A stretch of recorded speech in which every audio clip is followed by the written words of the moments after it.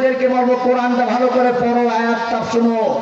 ইন্নাল্লাযীনা তাদউনা মিন দুনিল্লাহ, তোমরা আল্লাহর পরিবর্তে যাদের পূজা করো, যাদের ইবাদত করো, একা বলছে ইবাদুন আমসালুকুম, ওরা তোমাদের মতোই মানুষ।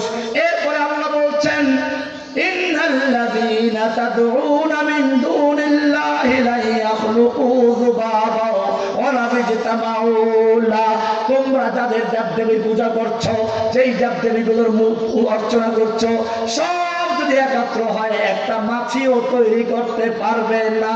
কি পারবে না? শুধু মাছি তৈরি করতে পারবে না তা নয়, আর ওই যে মূর্তির সামনে, দেবদেবীর সামনে দামি দামি খাবার দেওয়া হয়, এই খাবারের কোন অংশ যদি মাছিতে ছিনিয়ে নিয়ে